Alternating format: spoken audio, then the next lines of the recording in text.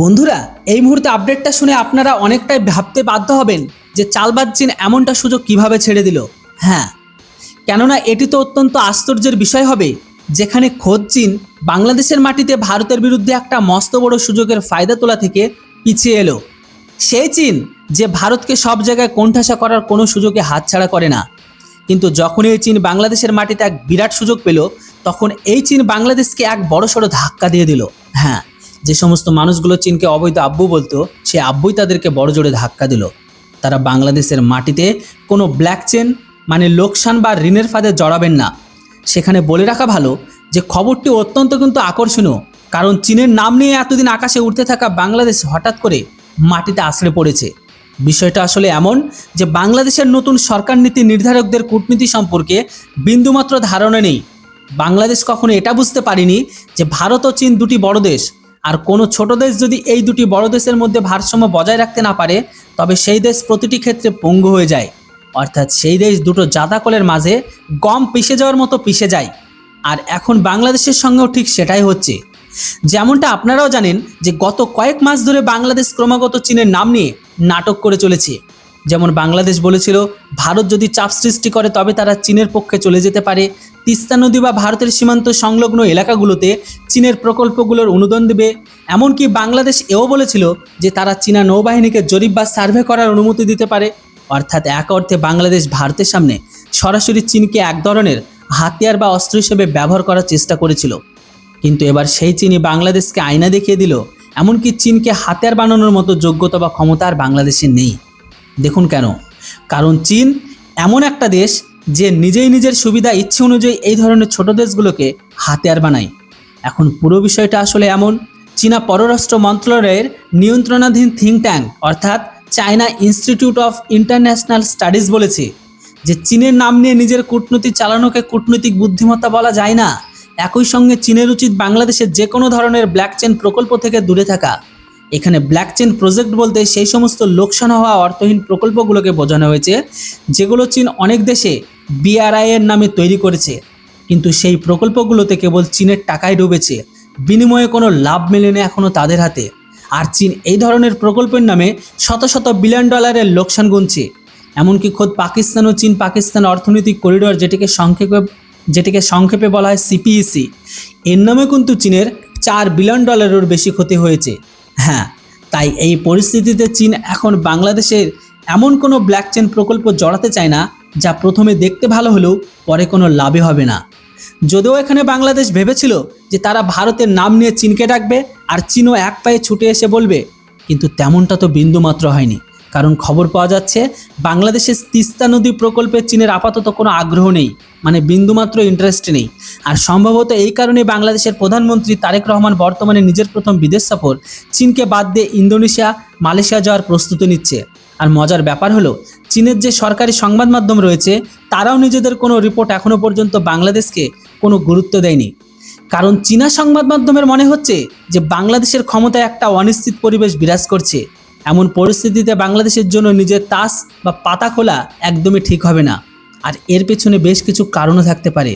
যেমন চীনের রীতিমধ্যে অভিজ্ঞতা হয়ে গেছে যে ভারতের প্রতিবেশী দেশগুলোতে যে সমস্ত প্রকল্প তৈরি হয়েছে সেগুলো দূরগামী ফলাফল ভালো আসেনি। অন্যদিকে আজকের এই অনিশ্চিত পরিবেশে চীনা চায় না যে তারা বাংলাদেশে প্রবেশ করে ভারতের সঙ্গে সরাসরি উত্তেজনা তৈরি করুক। কারণ চীনের মূল ফোকাস বর্তমানে তাইওয়ানের ওপর, পাশাপাশি চীনের ভয়ও রয়েছে যে তারা যদি বাংলাদেশে ভারতের কাছাকাছি কোনো প্রকল্প তৈরি করে তবে ভারত ততটাই অ্যাগ্রেসিভ ভূমিকা নেবে এবং ভারতের সঙ্গে দ্বিপাক্ষিক ভারসাম্য চিরতরে নষ্ট হয়ে যেতে পারে। তাহলে এই মুহূর্তে বাংলাদেশের হাতে কি রয়েছে আর বাংলাদেশ করবেই বা কী? তো দেখুন, বর্তমান ভূ রাজনৈতিক অর্থনৈতিক পরিস্থিতি বিশ্লেষণ করলে দেখা যায় বাংলাদেশের এই মুহূর্তে বেশ কিছু বড় চ্যালেঞ্জের মুখোমুখি। চীনের এই অনীহা, ভারতের সাথে সম্পর্কের টানাপোড়েনের পর বাংলাদেশের হাতে এখন যে বিকল্প রয়েছে এবং বাংলাদেশের এখন কি করা উচিত তা নিয়ে আপনাদের হালকা করে বলে দিই। তো এই মুহূর্তে বাংলাদেশের হাতে কি রয়েছে? তো দেখুন, বাংলাদেশ বঙ্গোপসাগরে কোল ঘেঁষে অবস্থিত। এটি দক্ষিণ এশিয়ার আর দক্ষিণ পূর্ব এশিয়ার সংযোগস্থল। ভারত, চীন, মার্কিন যুক্তরাষ্ট্র যে কোনো দেশের জন্য এই অঞ্চলের ভূ রাজনীতিতে টিকে থাকতে হলে বাংলাদেশকে পুরোপুরি উপেক্ষা করা অসম্ভব। কিন্তু চীন মুখ ফিরিয়ে নিলে এশিয়ার অন্যান্য উদীয়মান অর্থনৈতিক শক্তি রয়েছে, যেমন ইন্দোনেশিয়া, মালয়েশিয়া, জাপান, দক্ষিণ কোরিয়া, বাংলাদেশের প্রধানমন্ত্রী ইতিমধ্যে ইন্দোনেশিয়া বা মালয়েশিয়া সফরের কথা ভাবছেন। জাপানের মতো বিশ্বস্ত উন্নয়ন সহযোগী এখন বাংলাদেশের পাশে রয়েছে। তবে এখন এই মুহূর্তে বাংলাদেশের অর্থনীতির মূল চালিকা শক্তি হলো তার অভ্যন্তরীণ উৎপাদন, বিশেষ করে গার্মেন্টস সেক্টর এবং প্রবাসীদের পাঠানো রেমিট্যান্স। এগুলো কোনো বিদেশি ঋণের উপর ডিপেন্ডেন্ট নয়, হ্যাঁ, বরং দেশের নিজস্ব সম্পদ। তাই চীন ও ভারতের বাইরে মার্কিন যুক্তরাষ্ট্র আর ইউরোপীয় ইউনিয়ন বাংলাদেশের বড় বাণিজ্য অংশীদার। বিশেষ করে তৈরি পোশাক রপ্তানির ক্ষেত্রে পশ্চিমা দেশগুলির প্রধান ভরসা এই বাংলাদেশিদের কাছে। কিন্তু কূটনৈতিক পরিভাষায় একে বলা হয় কৌশলগত স্বায়ত্তশাসন, হ্যাঁ, স্ট্র্যাটেজিক অটোনমি বা ভারসাম্য নীতি। বাংলাদেশকে মূলত তিনটি ক্ষেত্রে বুদ্ধিদীপ্ত পদক্ষেপ নিলে তবেই তারা টিকে থাকতে পারবে।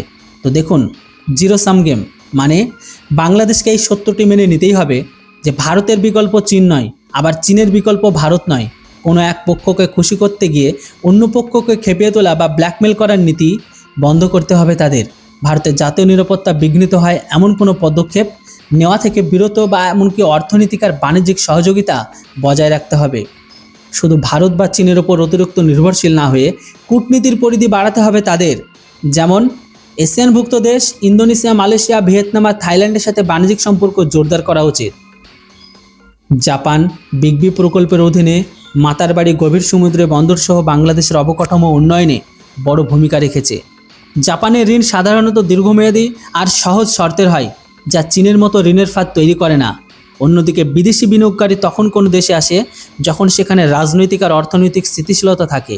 চীনের মিডিয়া মনে করে বাংলাদেশ এখন অনিশ্চিত পরিবেশে চলছে, তাই বাংলাদেশের প্রথম কাজ হবে দেশের ভেতরে একটি স্থিতিশীল এবং বিনিয়োগ বান্ধব পরিবেশ তৈরি করা, দেশের সুরক্ষা শান্তি বজায় রাখা।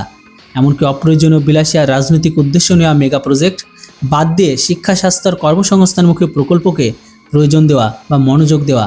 অন্যদিকে আন্তর্জাতিক মুদ্রা তহবিল, যেটাকে সংক্ষেপে বলা হয় IMF বা বিশ্বব্যাংকের মতো বৈশ্বিক আর্থিক প্রতিষ্ঠানগুলোর সাথে সুশাসন আর সংস্কারের মাধ্যমে সম্পর্ক বজায় রাখা। তবে বাংলাদেশের উচিত হবে আবেগের বর্ষবর্তী হয়ে বা কোনো দেশের উপর রাগ করে কূটনীতি না চালিয়ে অত্যন্ত ঠান্ডা মাথায় সবার সাথে বন্ধুত্ব, কারোর সাথে বৈরিত্ব নয়, এই নীতিতে ফিরে যাওয়া। মানে শেখ হাসিনার মতো বড় শক্তিগুলোর দ্বন্দ্বে জড়ানোর চেয়ে নিজের অর্থনীতিকে মজবুত করাই হবে এই মুহূর্তের সেরা কৌশল।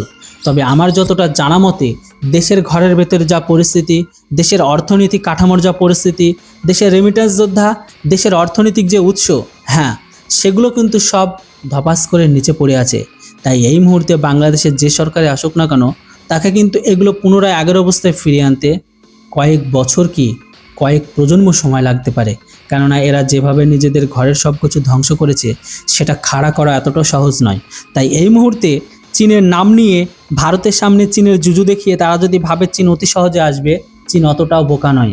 কেননা চীন, আমরা সকলে জানি, তারা চালবাজ।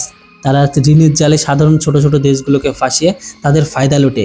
তাই এমতো অবস্থায় চীনও জানে চীনের এই জুজু দেখিয়ে তারা কখনোই তাদের সামনে দাঁড়াবে না, ভারতের বিপক্ষে এমন কিছু করবে না। কারণ ভারতের অর্থনীতি কতটা বড় সেটাও চীন জানে, আর ভারতকে চটিয়ে চীন কখনো কোনো বেশি দূর যেতে পারবে না। যেটাই বন্ধুরা, এখন বাংলাদেশের সামনে রাস্তা অনেকগুলি খোলা আছে। হয় ভারতের সামনে ঘুটনে টেকো, নয়তো চীনের পা চেটে আপনাদের মতো দেশের লোকের কাছে গিয়ে তাদের সাহায্য চাও। বাকিটা সময় বলে দেবে যে বাংলাদেশ কোথায় গিয়ে দাঁড়ায় শেষ পর্যন্ত। যাই হোক, এর উপর আপনাদের কি মতামত সেটা অবশ্যই কমেন্ট বক্সে লিখে জানান। Thanks for watching. জয় হিন্দ, বন্দে মাতরম।